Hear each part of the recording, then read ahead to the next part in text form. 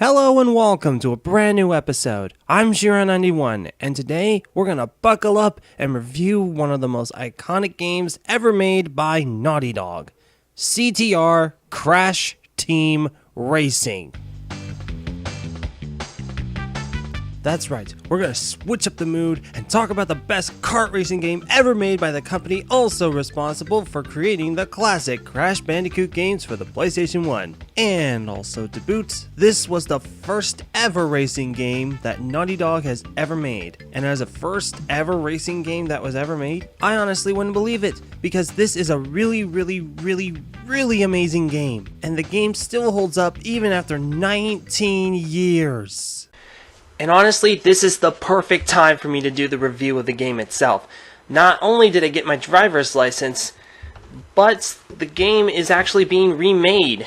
And it's going to be titled CTR Crash Team Racing Nitro Fueled. And it's due to be released June 21st, 2019. And it's not very far from where we are right now. So let's not waste any time. Buckle up your seatbelts and get ready to race your heart out as we play CTR Crash Team Racing. CTR Crash Team Racing is a kart racing game created by Naughty Dog and was published by Sony Computer Entertainment for the PlayStation 1 on September 30th, 1999 in North America and in Europe. And if the company Naughty Dog rings a bell, it should, because they are known for creating the Jak and Daxter series, the Uncharted series, and the Last of Us games. And the ratings for this game are really high, with 4 to 5 out of 5 stars, and even scores that are close to 10, from 8.4 to 9.3. And the lowest score I can find for this game, I think, is a 33 out of 40, unless a B+ from Game Revolutions means it's low. But I really hope I could do this game justice as an amateur reviewer, just like how other game reviewers have. And they were able to do it without breaking a sweat.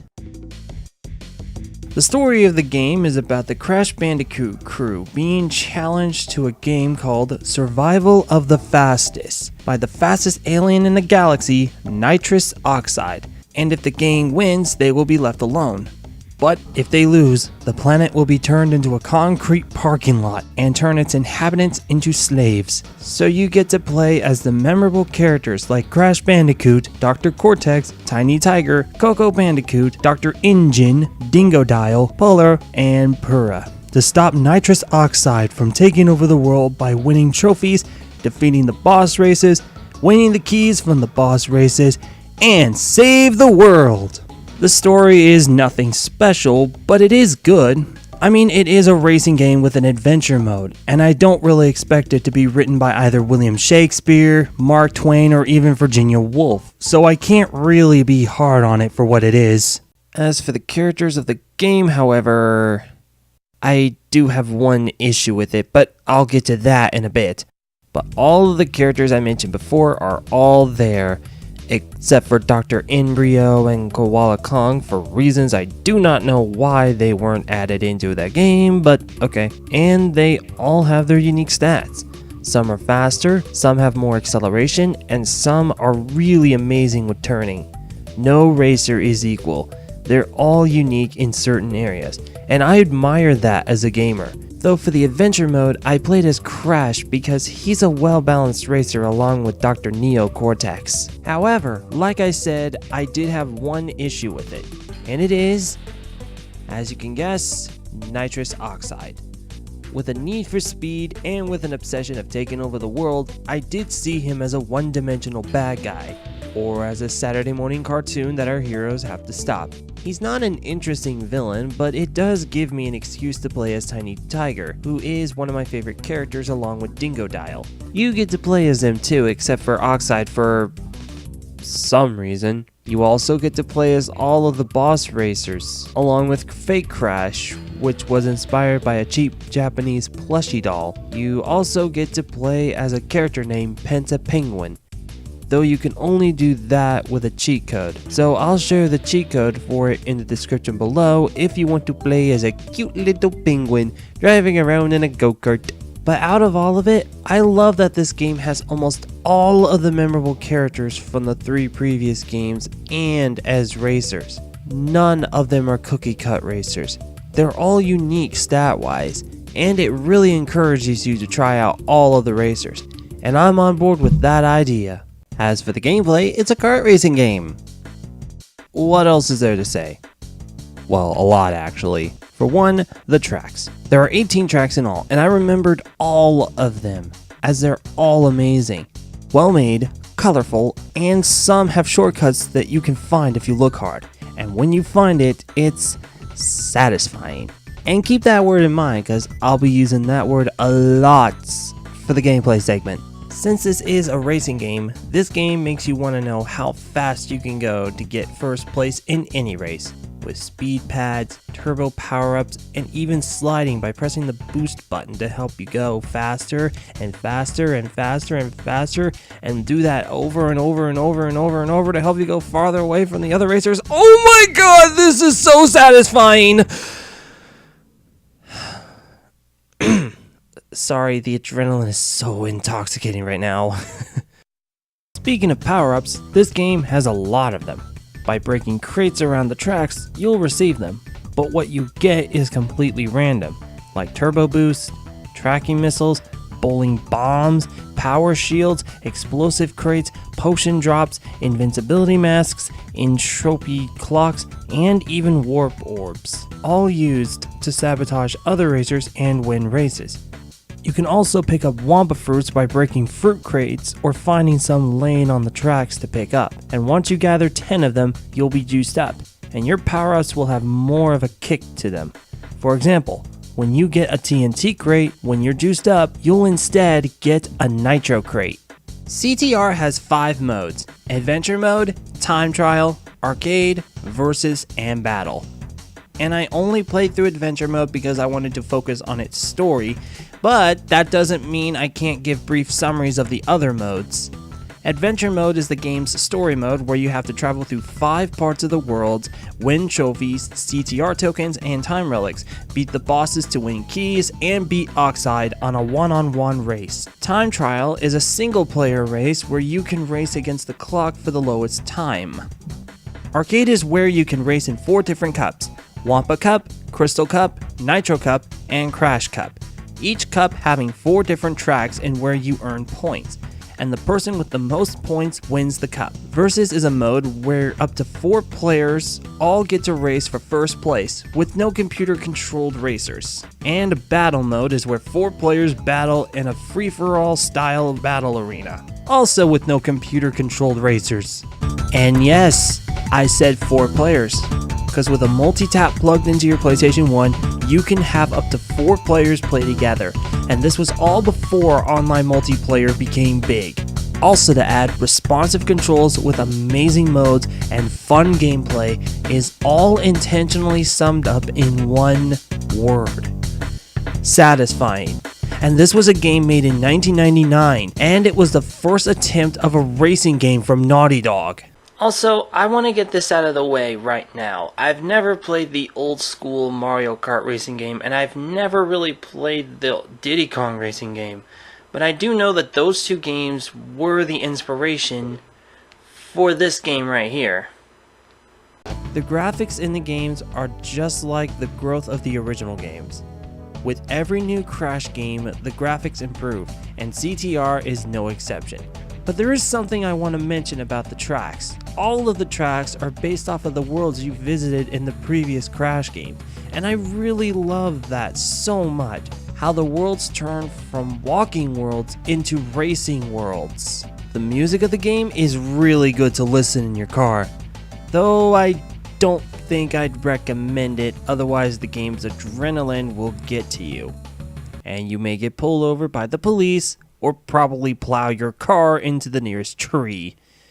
But the music in this game are all tailored to the respective tracks in the game. Also to add, the music was composed by Josh Mansell, who not only did the original Crash games, but he also composed music for Clifford the Big Red Dog.